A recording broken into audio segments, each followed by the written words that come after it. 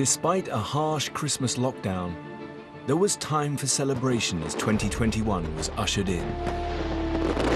Included in the New Year's celebrations, watched by almost 11 million people on the BBC, was a powerful image of Captain Tom cast into the sky by 300 colourful drones. He became this figurehead for the whole of the pandemic. We didn't really know what was in store for us at that point. We were just sort of buckling down, doing what we were told, and hoping for the best.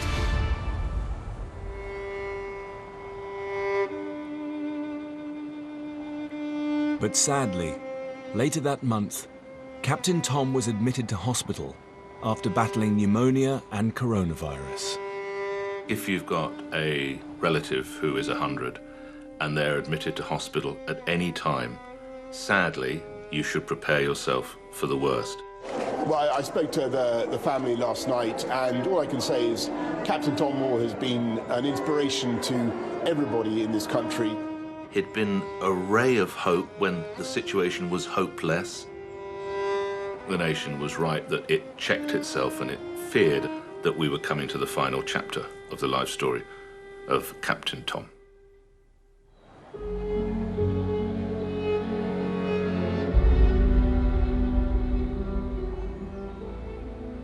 The inspiring and selfless achievements of Captain Sir Tom Moore are being remembered tonight after his death at the age of 100.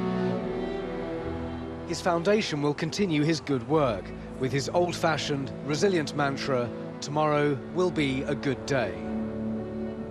We'd only got to know him for 10 months, gone on this fantastic journey with him and learnt his story, and then suddenly he died, and I think it was terribly sad. It was a really tragic moment. Grief poured out across the nation, with much of the general public, politicians and celebrities paying their respects to Captain Tom. He was a man with such courage and such vigour and making the most of life. It's a sad day of his passing.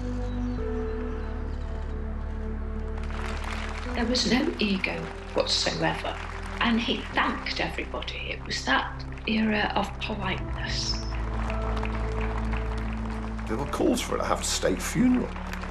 There were calls for a hospital to be named after him, for a statue to be erected, for an inscribed stone in Westminster Abbey next to kings and queens. People did feel it, and they felt sad. The entire country felt that sorrow, just because he was just this incredible gentleman who did an amazing thing.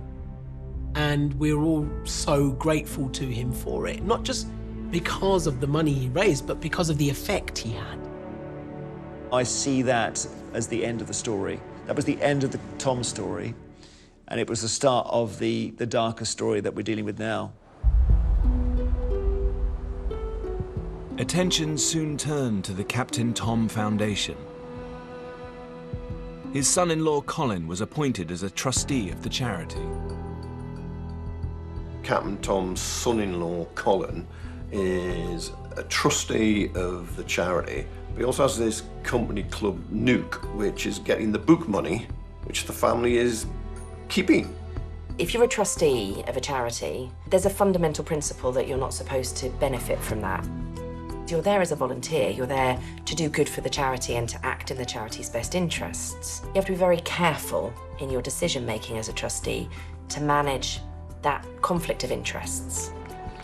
Following Captain Tom's death, the media spotlight was firmly on the Captain Tom Foundation. And in particular, who would be leading it forward? Because he was such a key part of the national life and the national debate, the family should not be surprised that the focus did not go away.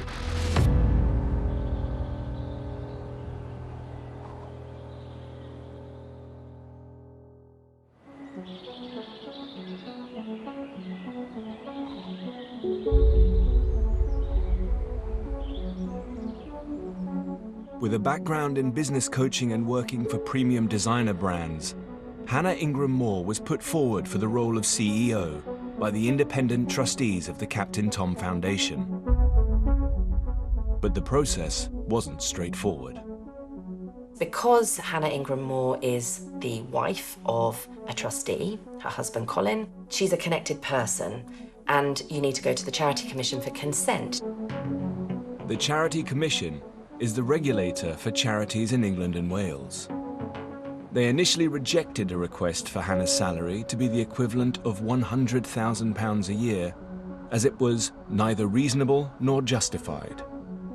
The Charity Commission looked at the initial salary that was proposed and determined it was too high, and that's why the ultimate figure was less than was originally proposed. Hannah Ingram Moore was later allowed to be employed as an interim CEO on a 3-month rolling contract with a salary equivalent to £85,000 a year.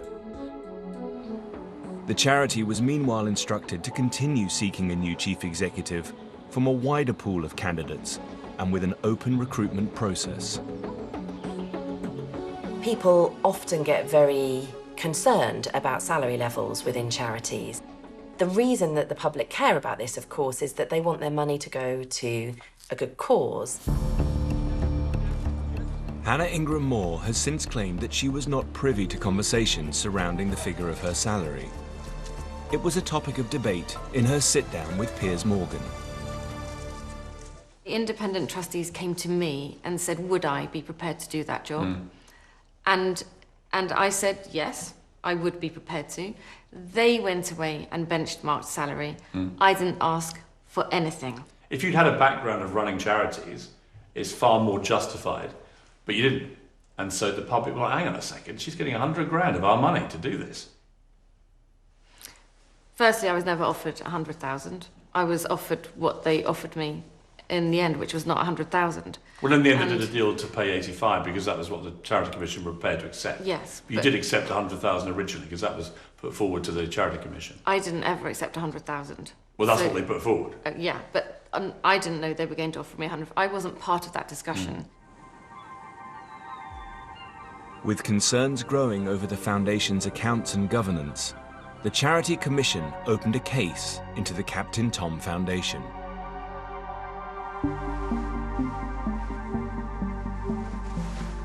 I'm Helen Stevenson and I'm Chief Executive of the Charity Commission for England and Wales. When we opened a case in March 2021, we were looking in particular about the request to pay Mrs. Ingram Moore as Chief Executive. We decided at that time that the sum that they wanted to pay her was not reasonable or proportionate, and we asked them to reconsider that. As the Charity Commission, it's not our job to pick the right person for a charity. That's the responsibility of the trustees.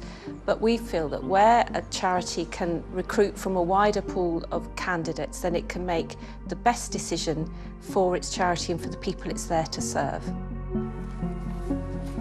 The Charity Commission started investigating the Captain Tom Foundation, started asking what we would describe as informal queries in March 2021. In June 2022, that inquiry was then escalated into what's known as a statutory inquiry. A statutory inquiry is one of our most serious forms of investigation.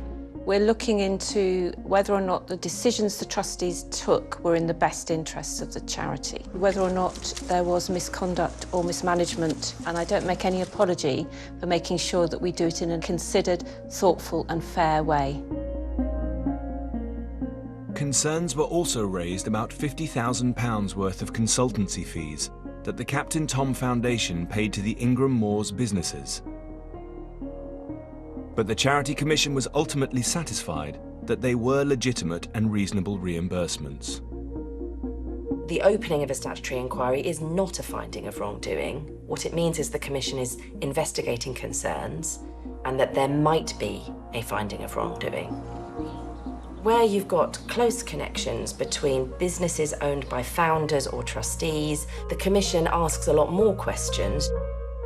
Hannah Ingram Moore received further criticism after she was paid a fee of £18,000 to appear at a community awards which featured the Captain Tom Foundation.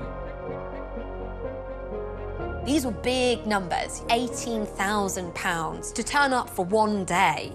That's like what sort of big stars demand. We know that the vast majority of interviews that we would do in our magazines were usually with celebrities who are promoting a charity or a cause, and the vast majority of those celebrities will be being paid to promote that charity. It's just that we don't get to see the figures that they are being paid. Hannah later revealed that only £2,000 had gone to the Captain Tom Foundation. People say that's a conflict of interest. You are the CEO of the foundation, and ultimately you're there sort of representing the Captain Tom brand. Surely you should either have given the whole amount to the foundation, or at least, you know, a bigger chunk than what you did. It doesn't look good. It really doesn't look good. Hannah explained that she didn't know she would be the charity's chief executive when she agreed to appear at the awards. It doesn't necessarily follow that she's done anything legally wrong here, but it's just another example of there being a lack of clarity between what's being done in a private capacity and what's being done for the foundation. You have a foundation named after your father. You then get paid for being the interim CEO. You then get £18,000 for handing over an award in his name. The business end, the charitable end, the money given, and the family interest all got twisted together in knots, and they still can't untie those knots.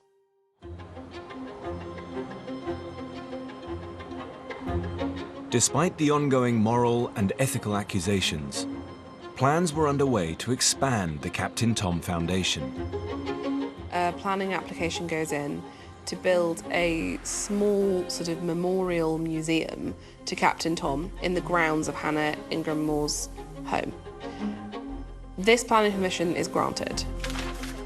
When they'd originally applied for planning permission for that, it was going to be a kind of a museum in honour of Captain Tom, and it was going to house various artefacts. It was going to be a place for the 225,000 birthday cards that he has. It was going to have lots of memorabilia in there so people could come and visit.